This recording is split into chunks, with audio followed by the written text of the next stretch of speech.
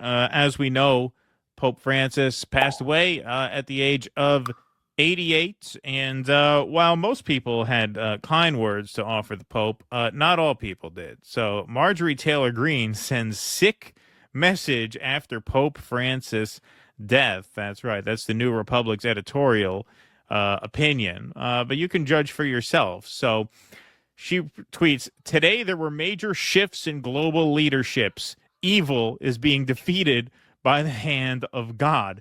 Now, that got community noted because readers added context they thought people might want to know.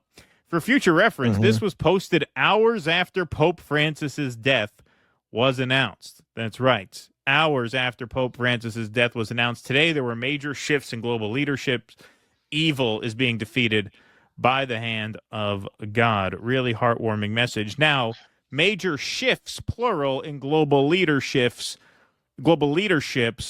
plural, because not only did Pope Francis pass away, but Klaus Schwab is stepping down at the WEF. And so here to connect the dots for us is Alex Jones. Two huge events just happened today. Globalist Pope Francis is dead, and Klaus Schwab. And the trim flew off my Cybertruck. And the trim flew off my Cybertruck. So I'm here gluing it back on. Pope Francis is dead, and Klaus Schwab has fled the WEF. So here's Alex Jones' lovely eulogy to Pope Francis. Two huge events happened today. Pope Francis died, and Klaus Schwab completely resigned from the WEF. Both of these are massive events. Now, it's not nice to talk bad about the dead, but here goes nothing. It's not good to talk bad That's about never the dead. Stopped me before. But I'm going to try it. I'm going to give it a whirl. It's never stopped me before. but the facts are Pope Francis was the first Jesuit pope. When they set up the Jesuits over 500 years ago to police the Catholic Church, it was expressly against the law, canon law, to have one be a pope. Because you can't have the Praetorian Guard that supposedly protect the faith of Jesus, then be the ones that would obviously put their guy in. But that happened. So all the globalists had to do was get control of the Jesuits, which they totally turned into a huge leftist, basically communist arm in the last 100 years. Then they had control of the Catholic Church. Like every other major institution has been taken over by the globalists. We're now in the process of humanity awakening and taking back the institutions all over the world. Catholics are great people. That's why the globalists have been targeting traditional Catholics, trying to outlaw them and say they're criminals. But if you really want to take over the different large sects of Christianity, you've got to take over the leadership of it. So his death, when he promoted open borders and one world religion and just criticized President Trump and other populist leaders, and went on and on. Oh, that's it. Oh, yeah. He could criticize President Trump and other populist leaders. Open borders, one world religion. Is really emblematic of the overall collapsing globalist system. His death is overall emblematic of the collapse of the globalist religion system. And just criticized President Trump and other populist leaders, and went on and on, is really emblematic of the overall collapsing globalist system we see. And I say, God have mercy on his soul. I'm not going to judge him, but most Catholics I know absolutely think. Now, my father, on the other hand, he was a mean son of a bitch. He was a mean son of a bitch. He would drink and he would just beat the holy hell out of me. I don't want to speak badly of the dead. I don't want to speak badly of the dead, but he was a tough bastard. On his soul, I'm not going to judge him. I'm not going to judge him. He didn't have healthy boundaries. Most Catholics I know absolutely think that he was a terrible, terrible pope. But he's probably in hell. All right, so I don't want to judge him, but most Catholics I know think he's probably burning in hell right now. Anyway. Judge him. Keywords being Catholics that most Catholics I know absolutely yeah, exactly. think that he was a terrible, terrible pope. Now, moving on to who we know is pure evil. And that is Klaus Schwab, the protege of Henry Kissinger, the mouthpiece of the UN and the globalists. Okay, I'm sorry. I don't want to hear, and we won't hear. I'm not even going to listen to this. I don't want to hear clowns like this talk about Klaus Schwab and the World Economic Forum while they're broadcasting in front of a Cybertruck trying to gas up Elon, who gave it his very best. I don't know if he succeeded or not because it looks like he's on the outs at Doge, but really tried to usher in that you will own nothing and be happy vision with the cuts that they advocated for, with the decimation of working people that they advocated for. These clowns are going to go up there and talk about Klaus Schwab as if their viewers and their audiences are red-pilled because they're anti-World Economic Forum. You literally have these just bloodless tech bro oligarchs. Or if you read, and listen to stuff that, Whitney Webb talks about it in her books, just this web of oligarchs who seek to establish control through things like digital IDs, like banking on the X app, everything apps and things like that. I mean, you're just a joke. You're just a joke. And his beef with Pope Francis is the same as most of their beefs with Pope Francis. It was just as we mentioned in the last segment, he took a more spiritual, less transactional approach to the faith itself, but also, the criticism of Donald Trump, the criticism of Israel, and the open borders, as they call it. Basically, what Pope Francis said was, you should be kind and merciful to immigrants. I'm sure Pope Francis wouldn't have loved the idea of sending people to CCOT without due process. That's what they can't stand about him. We have a lot more of these morons, but anything to add before we go on to that? Yeah, I think a good yardstick for a lot of these people is you got to ask which of them has ever sat down with Whitney Webb, right? Because it seems like they avoid her like vampires avoid garlic. These fucking clowns. Well, it would puncture their whole grift. It would puncture their whole thing, because what does she do when you sit her down? She starts talking about Peter Thiel. Right. She starts talking about the PayPal mafia. Right. She starts talking about Trump's whole crew. Essentially, Elon's connected to all these guys, and the things they're doing is everything that you say you're warning people against. You got Palantir is subsuming the duties of the Defense Department, becoming basically a privatized Defense Department that can get around constitutional protections, developing AI targeting systems. You'd figure a guy like Alex Jones would be all over that. Right. He says private corporations developing AI targeting systems. Pretty soon they're going to start. You're going to be sitting there watching TV. You're just going to get shot in the head. You're not going to know where it came from. Yeah, right. Yeah. It doesn't say shit about it. No. Well, WEF, Klaus Schwab. I mean, not that these things aren't bad, but if you really, and this is basically Whitney's take, if you really wanted to tell the truth, you'd say that's the lib way of creating an own nothing and be happy world. Well, that wasn't working out. There was too much resistance, so they're selling you this way. They're selling you this way. They're telling you that you're resisting it by doubling down on it. Exactly. And that's why, I'm just not interested in hearing their rantings about the World Economic Forum anymore. Ann Coulter, who always lives by the rule, if you have nothing nice to say, don't say it, right? Don't say anything, right?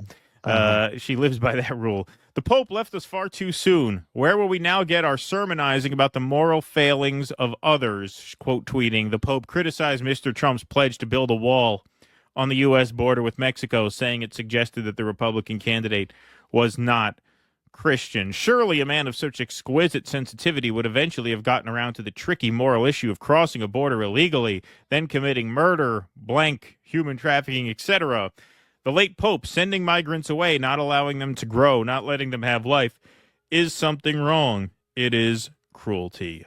Horribly offensive in her view. Here's George Christensen, who I had never heard of, but he showed up a lot in her Twitter threads here. So he put a little thread out. We're not going to read all of it. It was quite long. The death of Pope Francis is the final chapter in one of the most divisive and destructing papacies in modern church history. I was at the Vatican on Easter Sunday 2018. Meters away from him. He passed by in the Pope-mobile. The crowd roared. But what legacy did he leave? This is one of 19 tweets. We're not going to read anywhere near that. And what of Francis's theology? In Singapore, he declared all religions are a path to God. He compared them to different languages. Bishop Joseph Strickland urged him to say clearly, Jesus Christ is the only way. To deny this is to deny him. This wasn't a one-off. In 2018, a boy asked if his atheist father was in heaven. Francis responded, God won't abandon him. It sounds compassionate, and it's great PR, but Scripture and Catholic doctrine affirm those who reject Christ do not inherit eternal life. Again, how sick do you have to be to think, no, you know what he should have done? He should have traumatized the kid. He should have said your dad is in hell. Yeah. This is what they hate about him. And in case you want to hear more from this genius, you can check him out at nationfirst.substack.com. No, that doesn't sound like a fascist outlet to me. Follow me here on X at Nation First and subscribe to my newsletter. There he goes. We plugged your Substack for you there. Now, of course, we have to get into a little bit of cause of death here because people couldn't help but notice that one of the last people the Pope had the honor of meeting before he passed away was Vice President J.D. Vance, who tweeted very proudly on Easter, "Today I met with the Holy Father, Pope Francis. I'm grateful for his invitation to meet, and I pray for his good health." Well, you prayed for his good health, did you? Wow. Either there's no God or you're not a very good Christian. I got to say that's all right. Only two All right. possibilities at this point. All right. Listen, JD, I'm giving you got to cover your head in mono glue if you're going to use this stuff. Yeah, right. Okay. And you can't breathe it. All right. We have it down in the basement at the CDC. Yeah. Just make sure you don't touch your mouth or rub your eyes. Yeah, exactly. Yeah. So here he is. Here's video of one of the last encounters that the Pope had the pleasure of enduring with J.D. Vance. God bless you. God so bless good to see you. Good morning. How are you? Find yourself.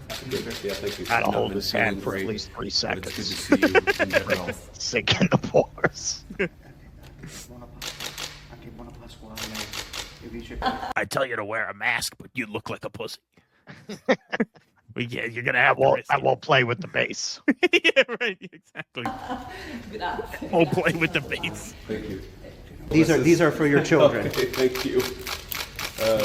These are the gifts. These are also gifts for you. Thank you. It's It's beautiful. the Vatican tie, and then the rosaries for your wife, the white for your children, and the red one is for. And this is a piece you of the very true much for your cross. visit. Of course. What of they course. tell us anyway. And thank you for seeing me.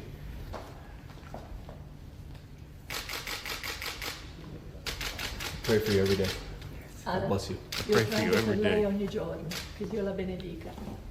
Oy, oy, oy. Well, where J.D. no, Vance. No. Tell her not to shake the hand. Tell her not to shake the hand. Exactly. No. Stop. Well, folks, where J.D. Vance walks, memes follow. So the internet had some fun with this, of course. There he is, the angel of death, visiting the Pope. This was a good one. Just one last thing, Mr. Vance. You say you left the Vatican at what time exactly? Columbo putting the pieces together. And, of course, this one went super viral here. Fuck, marry, kill. J.D. Vance's life's work there. But, I mean, you know, these people, man, you talk about low class, and the grievance that they have against him is just that he showed some humanity. I mean, that's what they really don't like about him, right? And in Alex Jones speak, that's New World Order globalists, open borders. A lot of it comes down to that, man. I mean, that's why that issue was as potent as it was.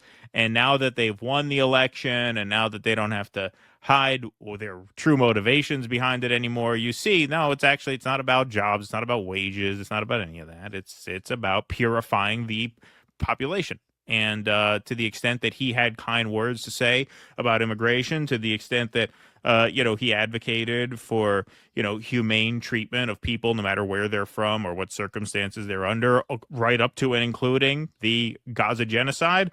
They just couldn't stand it. That's not their vision of Catholicism. It's not their vision of Christianity more broadly. Also, what he said about the religions being different languages, very often we observe how being from the West and reared in the West, you have a very provincial idea of how people around the world think. Because, of course, you get this narrative that kind of everyone is like this, like everyone is adversarial and the whole world is violent and fighting to achieve supremacy for their ideology or their culture.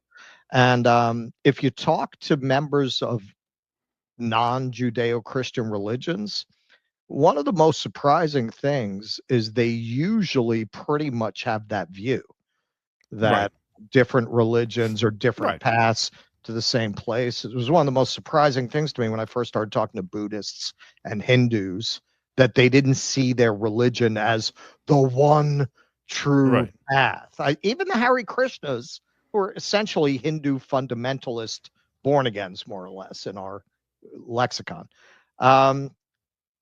First time I really questioned Hare Krishnas. I was curious what they would say about that, because being from this society, I just assumed they would say, yes, those are all lies.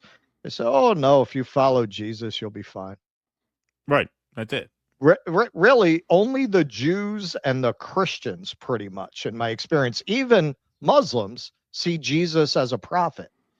Right. Like this idea that only your religion has the truth and all the others are sinful. Speaking to people of other major world religions, only Jews and Christians have that belief that they have the one truth.